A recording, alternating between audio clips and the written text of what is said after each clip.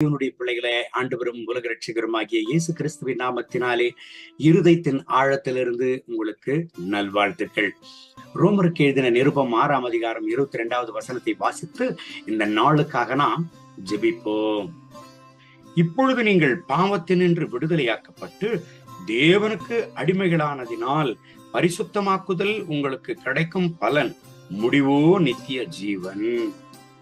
அப்போஸ்தலனாகிய பவுல் ரோமருக்கு எழுதின இந்த நிருபத்தில் ஒரு மகத்துவமுள்ள ஒரு அனுபவத்தை அவர் வெளிப்படுத்துகிறார்.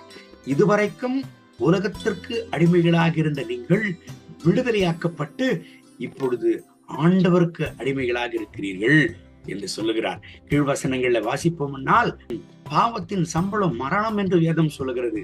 ஆனால் ஆண்டவர் கிருபையினால அவர் கொடுக்கிறதோ நித்திய ஜீவனா. என் அன்பு தேவனுடைய பிள்ளைகளை, இந்த இடத்துல அவர் குறிப்பாக சொல்லுகிறார் பாருங்க, கிறிஸ்துவின் அடிமைகள் என்று சொல்லி.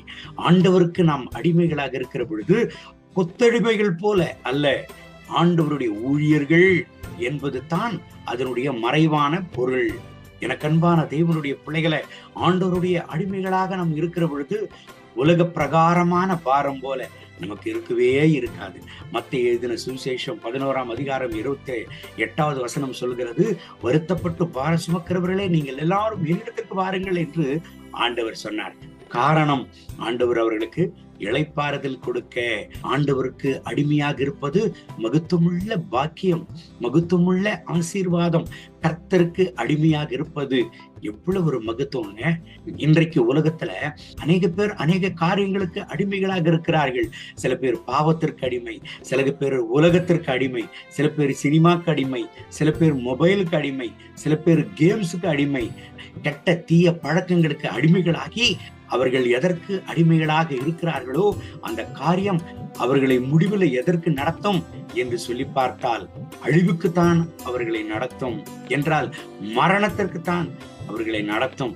ஆனால் இந்த ரோமர் 6 சொல்லுகிறது பாருங்க, கிறிஸ்துவுக்கு அடிமைகளாக நாம் இருக்கிற பொழுது நம்ம நித்திய ஜீவனுக்குள்ள நடத்தும். ஆண்டவருக்குள்ள நாம் இருக்கிற பொழுது அந்த சமாதானமே வேற. இந்த உலகத்தின் அடிமை, உலகத்தில் அநேக காரியங்கள் நம்மை டிஸ்டர்பன்ஸ் பண்ண, கர்த்தருக்குள் இருக்கிறதற்கு ஒத்துழைக்காத சூழ்நிலைகளை கொண்டு வரலாம்.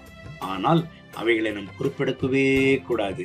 கர்த்தருடைய பிள்ளைகளாக நாம் இருக்கிற பொழுது, கர்த்தருடைய அடிமைகளாக நாம் இருக்கிற பொழுது ஆண்டவர் நம் பட்சத்தில் இருப்பார், நமக்கு உதவி செய்வார், அவருக்குள்ள வளர நமக்கு கிருபை தருவார். ஆண்டவருக்குள் இருக்கிறதான சமாதானத்தை அடையுங்கள். அது பெரிய நித்திய ஜீவனுக்குள் நம்மை நடத்தும். இந்த கர்த்தருடைய வார்த்தையின்படி கர்த்தர் உங்களை ஆசீர்வதித்து இந்த நாள் முழுவதும் நடத்துவராக. கண்களை மூடி ஜெபிப்போமா? அன்பின் ஆண்டவரே, இந்த கால வேளையில் இந்த வசனத்தை கேட்டு இந்த ஜெபத்தில் இணைந்து ஜெபித்துக் கொண்டிருக்கிற ஒவ்வொரு கர்த்தருடைய பிள்ளைகளுக்காக ஜெபிக்கிறேன். இவர்களை ஆசீர்வதிங்க, இவர்களுக்கு சமாதானத்தை தாங்க. கர்த்தருடைய மனதுருக்கு இவர்கள் மேல் இறங்கி வருவதாக.